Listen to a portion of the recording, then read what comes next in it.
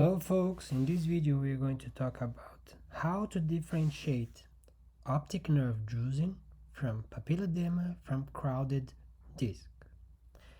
These are quite challenging situations and it's good to know what each test will show. Let's start with optic nerve drusen. Optic nerve drusen usually have an absence of this cup and sometimes anomalous vessel branching. Visual field of optic nerve drusen is usually presented with nasal and arcuate defects. Optic disc topography shows non-uniform elevation of the optic nerve. Nerve fiber layer shows thickening with any disease activity, sometimes progressive thinning until adulthood, and then deeper drusen display less nerve fiber layer thinning. MRI usually is normal or concave. B-scan of optic nerve drusen usually shows hyperreflective lesion even with a very low gain. Fundus autofluorescence usually shows increased FAF fluorescence, autofluorescence, especially if the drusen is superficial.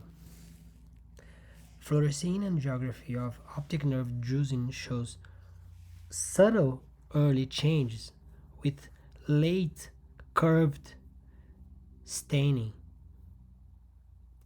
Let's talk about papilledema.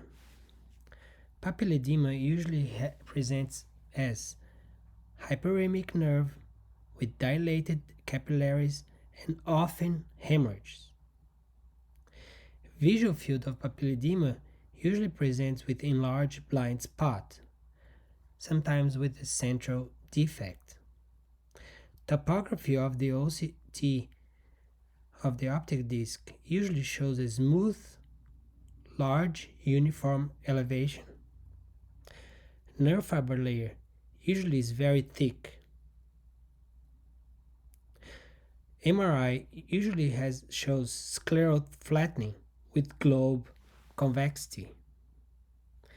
B-scan of papilledema usually shows normal reflectivity with enlarged optic nerve sheath diameter.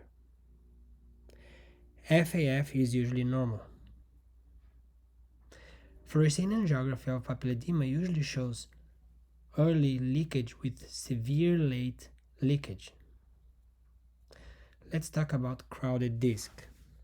Crowded disc usually does not have cupping. Visual field is normal as well as the nerve fiber layer thickness.